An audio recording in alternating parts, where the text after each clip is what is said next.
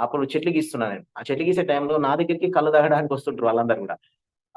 వస్తుంట్రి వచ్చి ఏం చేసిర్రంటే నా చుట్టూ ఉన్న టీమ్‌ను మొత్తం గూడా కొలాప్స్ చేసేసిర్రు. అది నాకు తెలవదు.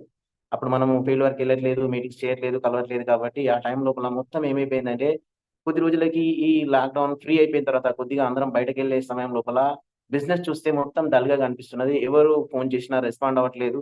ఆహ్, అప్పుడు చాలా ఇబ్బంది పడ్డా. ఏంటంటే ఆళ్ళందరిని గూడా మరి తర్వాత తెలిసింది ఏంటి అనంటే మేమందరం వేరే కంపెనీకెళ్ళిపోయినాం. ఇక్కడ సక్సెస్ కాము. కాబట్టి మేమిక్కడ వేరే దాంట్లో ఈజీగా సక్సెస్ కావచ్చు అని అందరూ గూడా ఎళ్ళిపోయినామని అక్కడక్కడ కొన్ని మాటలు వినబడేసరికి ఆహ్, అప్పుడు మా అప్లయన్స్ రాజ్ కుమార్ తర్వాత పవన్ సార్ తోటి కలిసిన తర్వాత సార్ మరి ఇట్లా అందరూ గూడా టీమ్ అంతా గూడా ఎళ్ళిపోయింది. ఏంటిది ఇది అనంటే, ఎళ్ళిపోయినోళ్ళందరూ తిరిగొస్తారు. ఇక్కడ కంపెనీలు ఇండియాలో ఇప్పటి వరకు డైరెక్ట్ సెల్లింగ్ మార్కెటింగ్‌లంటూ లేవు. ఒక స్టాండర్డ్ కంపెనీ లేదు. ఓన్ మ్యానుఫ్యాక్చరింగ్ చేసేటియి లేవు.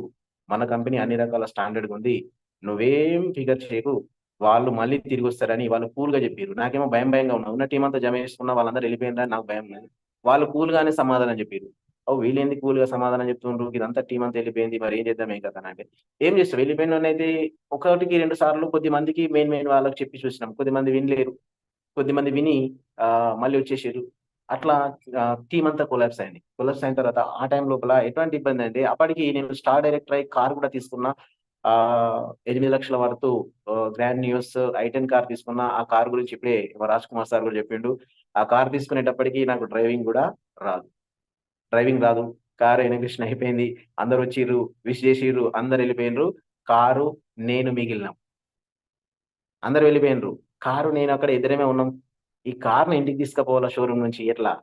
అనంటే అందరూ ఎక్కడికో వెళ్ళిపోయి మా అప్లయన్స్ కూడా అందరూ బిజీ ఉన్నారు కాబట్టి అందరూ ఎళ్ళిపోయిండ్రు. రాజ్ కుమార్ సార్‌కి ఫోన్ చేసినా, రాజ్ కుమార్ సార్ ఇక్కడున్నారు. నీకు వేరే నేనిట్లా పలానా పని మీద వెళ్తున్నా మరి ఇట్లా బిజీ ఉన్నా అంటే, లేదు. ఇగో కారు నేను ఇక్కడనే ఉన్నాం. ఈ కార్ ఎట్లా తీసుకపోవడో తెలవదు. లేదంటే ఇగ నాకు బండి కూడా లేదిప్పుడు. నేను నడుచుకుంటూ ఇంటికెళ్ళాల్సుంటది. మరి ఎట్లా అంటే, మెల్లిమెల్లిగా నడుపు ఏమైతది అన్నాను. ఏముంటది ఏం దేవుడు కాదు. అది కొత్త కారు. అది నేను నడపడం కొత్త కాబట్టి నాతోటి కాదంటే, మళ్ళీ సారే సార్ బైక్ నేను తీసుకొని, సార్ కార్ తీసుకొని ఇంటి దగ్గర తీసుకొచ్చి పెట్టిండు. పెట్టిన తర్వాత ఎట్లా తీయాలనో తెలవది. ఎట్లా తీయాలనో తెలవది. అట్లాంటి పరిస్థితిలోంచి ఈ రోజున ఓన్‌గా కార్ డ్రైవింగ్ చేసుకుంటూ అంటే నిజంగా ఫ్రెండ్స్ ఏంటంటే, నా లైఫ్‌లో ఎప్పుడు గూడా నేను బైక్‌ని ఊహించలే. బైక్ కొనడానికే నేను చేస్తున్న పని లోపల 19 సంవత్సరాలు పనిచేసిన తర్వాత అందరూ తిట్టితే బైక్ కొనుక్కున్నా. Second hand bike. అది ఇప్పటికి అట్లాగే ఉంది. ఆ సెకండ్ హ్యాండ్ బైక్ కొనుక్కున్నా. అంతకంటే స్తోమత లేదు కాబట్టి. తర్వాత ఎప్పుడైతే నేను ఈ బిజినెస్‌లో 2 సంవత్సరాలు ఇక్కడ కమిట్మెంట్ తోటి వర్క్ చేస్తే, నేను కార్ తీసుకున్న కంపెనీ ద్వారా. కార్ తీసుకున్న టీమ్ అనేది ఆ టైం లోపలనే కరోనా టైం లోపల కొంచెం ఇబ్బందయింది కాబట్టి, టీమ్ కొంచెం డిమ్ అయింది కాబట్టి టీమ్‌ని లేపుకోవాలా. జీరో అయిపోయింది ఇన్‌కమ్. ఒక 50,000 ఇన్‌కమ్, 52,000, 53,000 సంపాదిస్తున్న ఇన్‌కమ్ ఏమైపోయిందంటే, ఏకదం టీమ్ అంతా పడిపోయేసరికి 5,000కొచ్చింది. ఇక్కడెవరైనా అంత ఇన్‌కమ్ వచ్చే వాళ్ళు ఒక 5,000కి పడిపోతే ఈ బిజినెస్‌ని పట్టుకొనుంటారా? దాదాపుగా ఎవ్వరు గూడా ఉండరు. కానీ ఇక్కడ నా అప్లయన్స్ సపోర్ట్స్ ఉన్నాయి కాబట్టి, అప్లయన్స్ నా వెంబడున్నారు. No problem.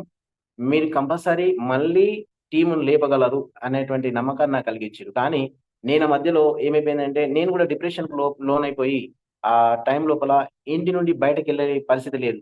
చెట్లల్లకి పోలేను. తర్వాత కనీసం బిజినెస్‌కి గూడా వెళ్ళలేను. అటువంటి సిట్యుయేషన్‌లో ఉన్న నాకి ఎప్పటికప్పుడు నా అప్లయన్స్ గుర్తు చేస్తారు. వీళ్ళనెప్పుడు గూడా నేను ప్రతిసారి జ్ఞాపకం చేసుకుంటా. ఒకప్పుడు తిడుతుంటి వీళ్ళని. ఆహ్, మా రాజ్ కుమార్ సార్‌ని గాని, పవన్ సార్‌ని గాని అంటే వాళ్ళని ముందర తిట్టబోతుంటి. లోపల తిట్టుకుంటుంటి. ఇట్లా అందరూ గూడా దాదాపుగా ప్రతి ఒక్క వ్యక్తి చేస్తుంటాడు. నేను గూడా చేసినా కానీ ఇప్పుడు ప్రతిరోజు వీళ్ళకు నమస్కారం చేస్తా. చందు సార్ ఉన్నారు.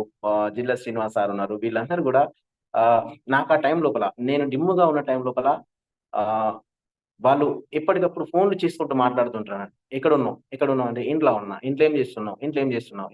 ఇంట్లో ఏం చేస్తున్నావు?" అనంటే, ఏం చేయాలనో, ఎటు పోవాలనో అర్థమైతలేదు. కాబట్టి ఇంట్లోనే ఉంటున్నా.